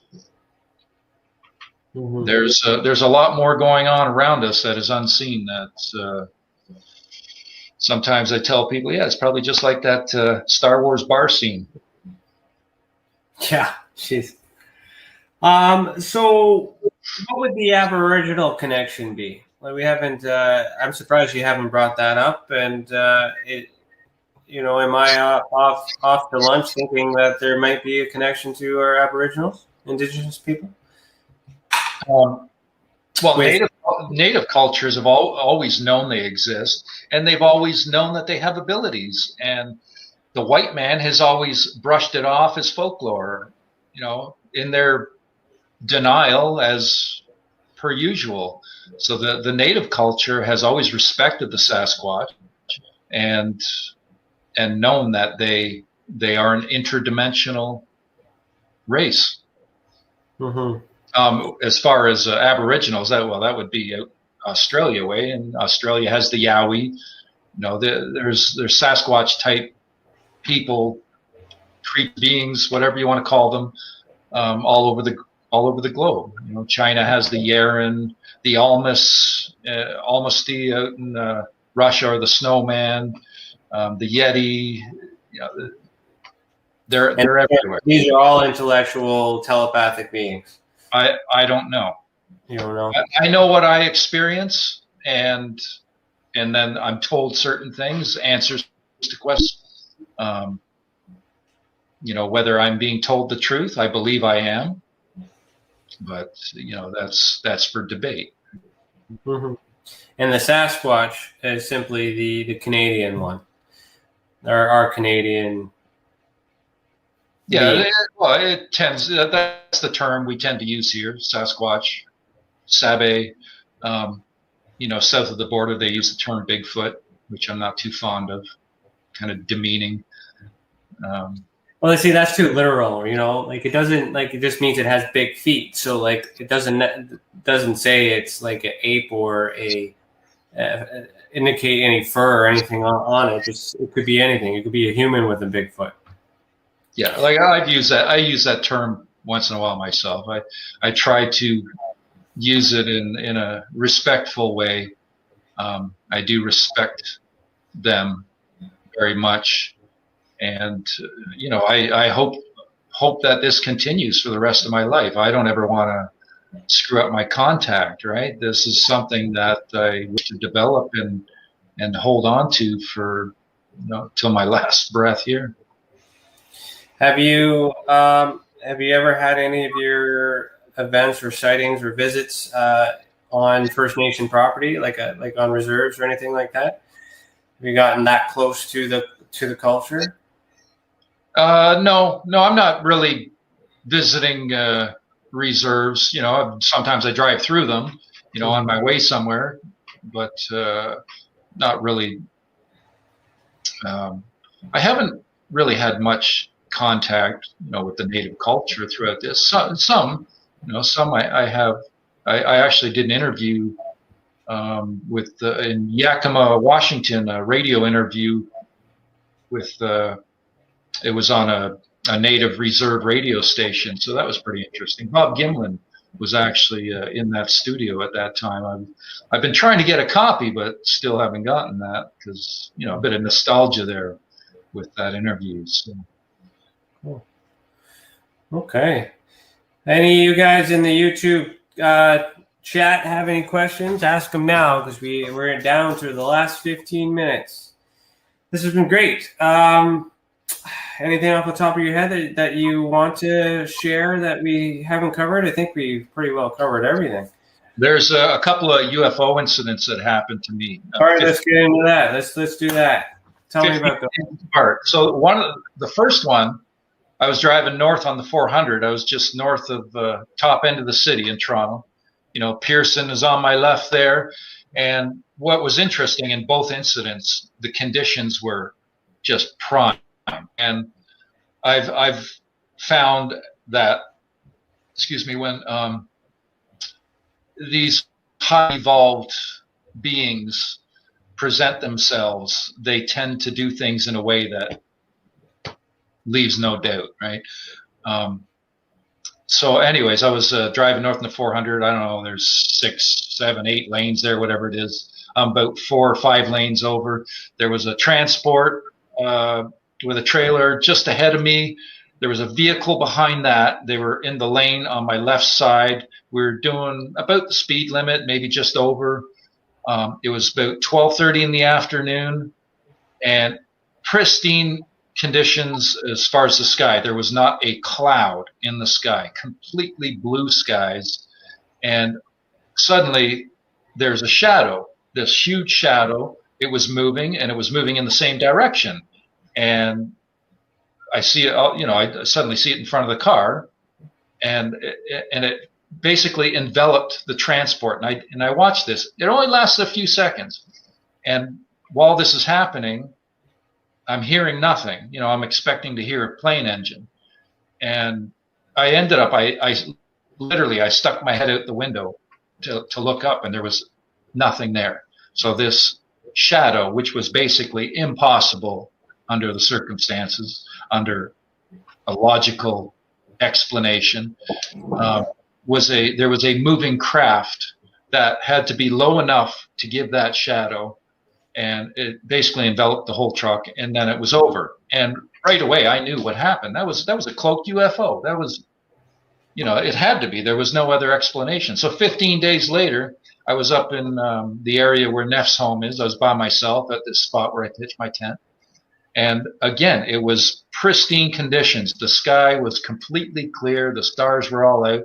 I could see way, way off in the distance. I could see the planes in the sky. I see their flashing lights, no problem. I hear their engines trailing behind them, no problem. Could hear everything.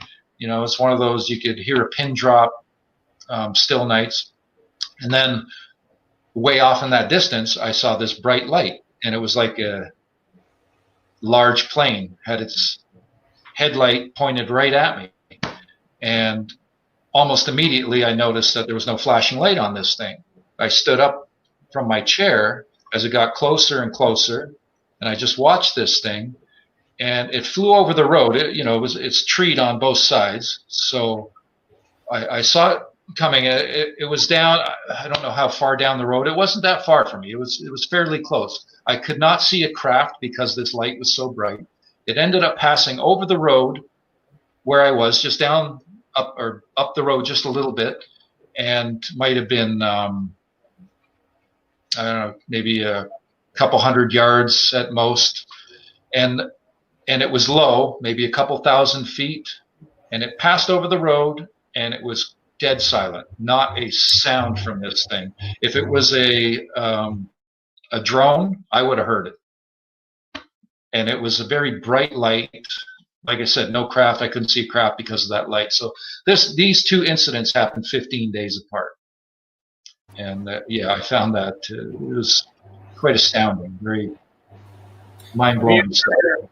With all your experiences, I know you're doing your self work and whatnot, but have you ever submitted a report to any agency like MUFON or obviously not Tessa? This is the first time you heard of us, but you know, have you taken it one step further to try and? No, I really, honestly, I have no interest in filing reports. I don't care. I did do an on-camera interview or in studio not too long ago, and there's a gentleman there at the same time. He was on before me, Dave Palichik. So I'm sure you know who Dave is. I'm well aware who Dave is. Yeah. And after he stuck around and he listened to my interview, and after that he asked me to write if I'd write an article for their next newsletter, which was in a week. So I took him up on that. So the last MUFON newsletter, I wrote a piece about Sasquatch in Ontario. Perfect. Right on. Good. Well, it's good. It's a good outlet to on the experiencer front, right? Like sharing your story, as with this video as well. This gives opportunity for experiencers who may have witnessed similar things to have that validation. Reporting is another method to get that message out there, but it doesn't necessarily have to be put on paper like that too. So that's good to hear that you're using those outlets as well, because that helps other people. That's kind of what I was looking at, right?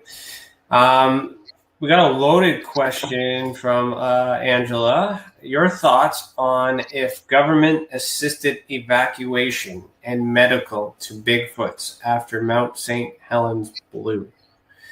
So that's a specific question. You know what she's talking about?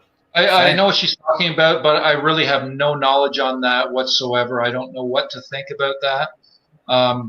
Personally, I would think that the Sasquatch would have knowledge that that was going to erupt and they would be out of there. So I have a difficult time in a lot of stuff I see posted online. I see a lot of, which I believe is disinformation or just from my experience and from the experience of many others, these are spiritual beings that are very aware of the environment. They are literally one with the earth. They are so connected to nature and the earth. So I personally, I have a difficult time believing that they would not know that's coming and stick around and allow themselves to, be harmed. Okay.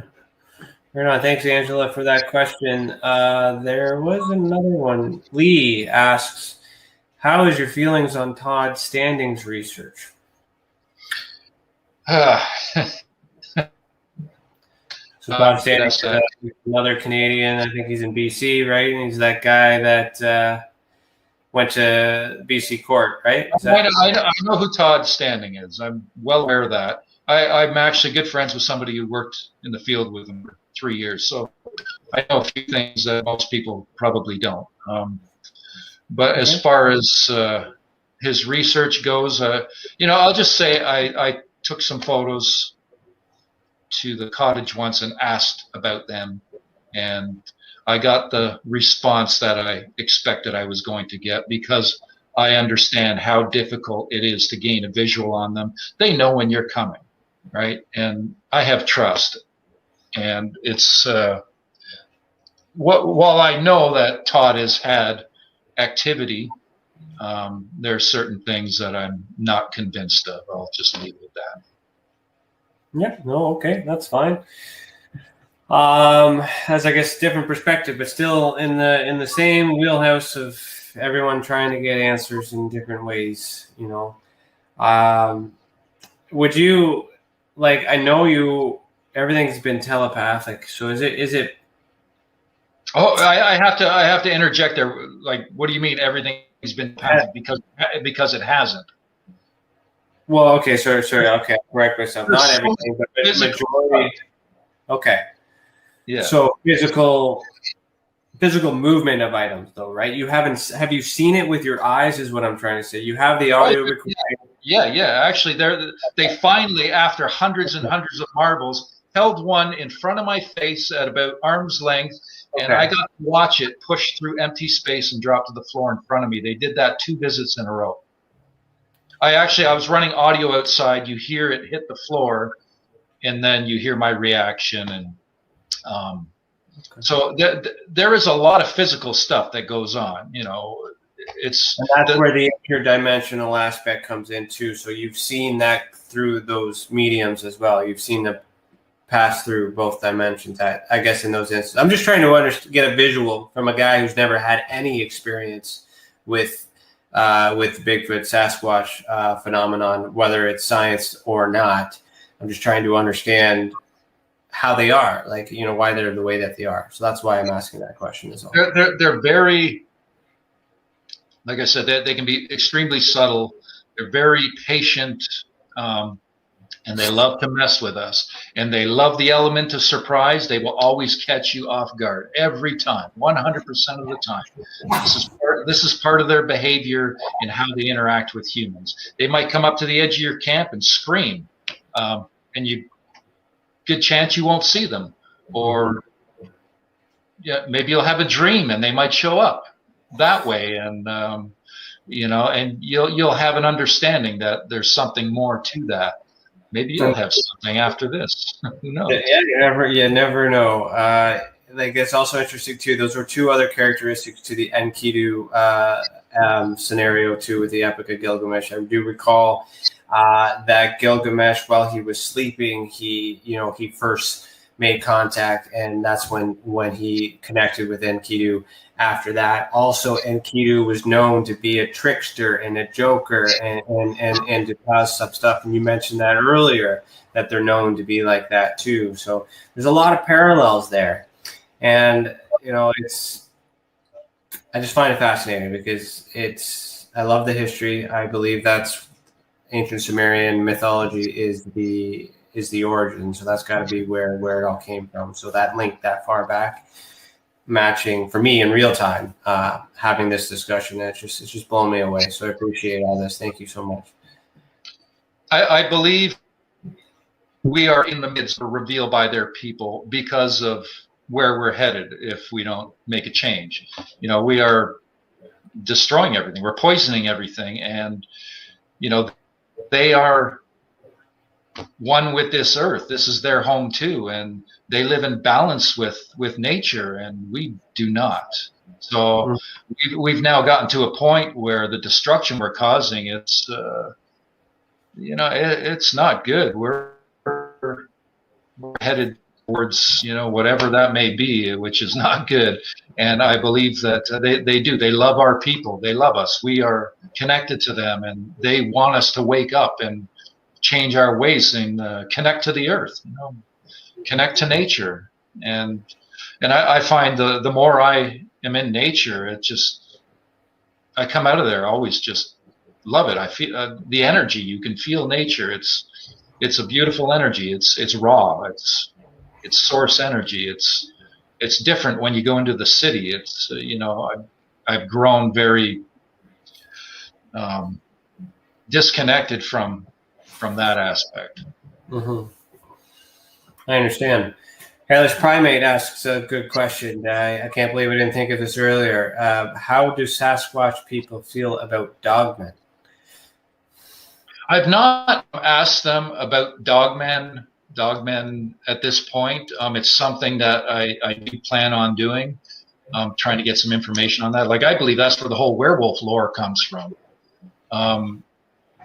But there's a lot of negativity and just negative posts and reports about people speaking about this, and like they think they know something, when in actuality they have zero experience with it. It's just jumping on a bandwagon of negativity because something's unknown and maybe looks fierce, or And this is a different really species. know nothing. This is not the same. Totally different species. I don't know. I don't know. I don't know. If I had experience with that, I would say that. I have had a couple incidents that are canine, that seem canine, sniffing at my tent wall telepathically too. A telepathic snarl that sounded very dogmanish. If that's what it was, I don't know. But some very scary moments throughout the years. But no harm has come to me. I'm still here. Well, that's good. Yeah, that's the other thing too with the Greer movie too, or documentary. Pardon me, was the emphasis that the extraterrestrial, whatever it is, and if we were to put these guys in that category, the others, they want peace. They're not causing harm, and this threat narrative. It's non-existent, right? And you, like you mentioned, love, peace, they're all about that, and that makes it more inviting to want to explore, to want to make that contact, because we must be connected to them somehow. Why are they communicating with us? What do you think about that? Yeah, I believe so. I believe there's definitely a connection there. I think we've been watched the entire time we've been here as humans, and it's literally written on cave walls, basically depicting UFOs and ETs.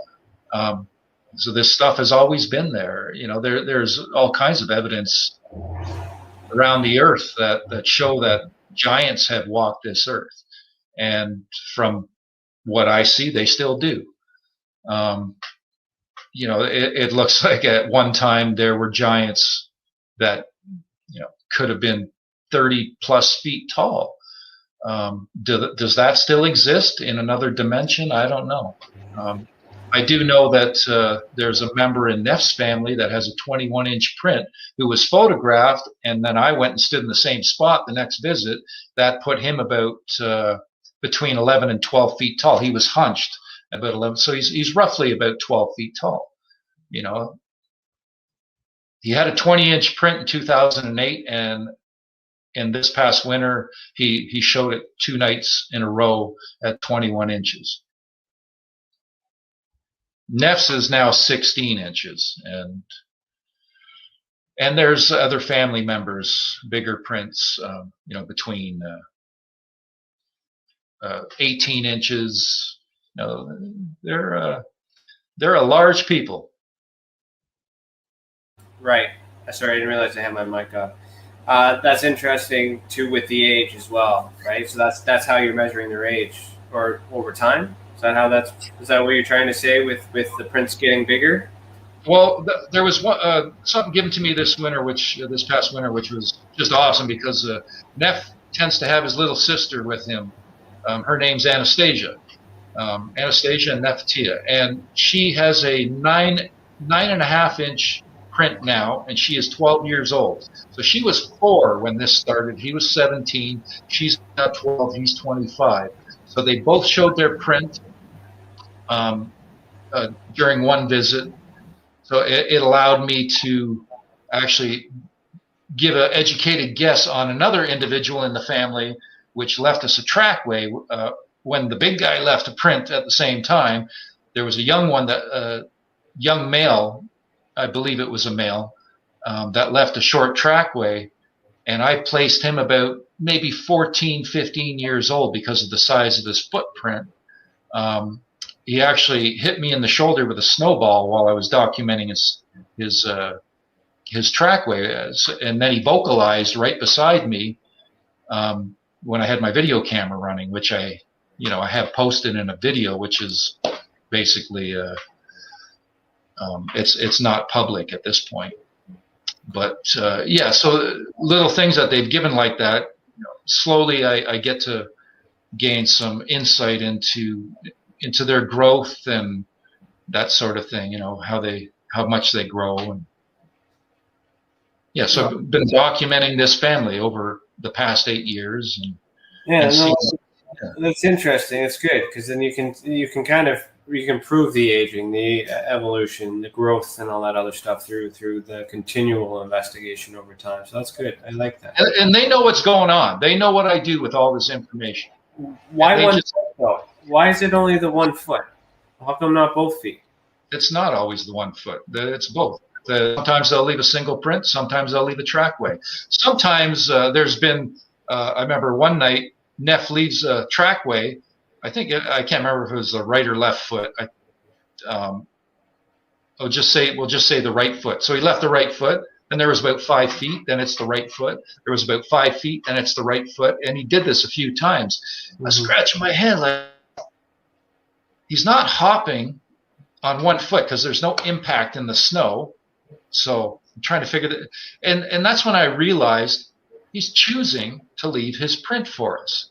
So he's basically walking normal, but he's only showing the one print as he's walking because he's choosing to do that. They do not have to leave prints when they move.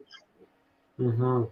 Yeah, no, I understand. So like a selective in between the veil, however that works, they're just 1 foot in, 1 foot out, just trying to, yeah, it seems intentional that way. That does make sense. And it's not that their foot has to be physically in this dimension to leave a print.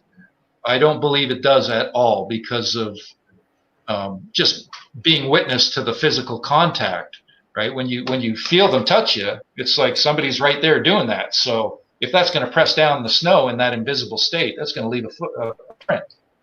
Mm-hmm. Interesting. Hairless Primate asks, did you ever communicate with Kevin Lang about the Gleg or Glog Sasquatch encounters? I talked to Kevin once on the phone, yes. Okay. I don't know who that guy is and what that's all about. What's the context there? He relayed to me about experiencing telepathy, and which I don't think he was open about publicly, but he did talk to me about it. And people tend to do that and open up to me about it because they know I'm speaking the real thing when they've experienced it themselves. Okay. And what is the Gleg or Glog Sasquatch? What is that? Is that a specific Sasquatch? A specific individual that he encountered in his life. I can't remember what the whole story is about, but I think there was some. It's a bit of a sad story. Okay, and because it's Sasquatch, does that mean it was in Canada? Am I to assume that, or you cut out again, or maybe?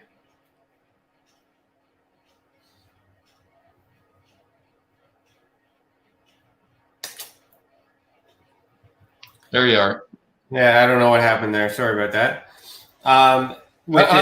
I'm not in a great spot here. I got Wi-Fi too. I'm surrounded by woods, so I got some spotty Wi-Fi going on. It's all good. We're almost through it anyway. So with it being Sasquatch, am I wrong to assume that that's in here in Canada, or with the title of that? I'm sorry. With that encounter with Kevin Lang, the Gleg Sasquatch. Oh, that was no. He was in the U.S. Okay.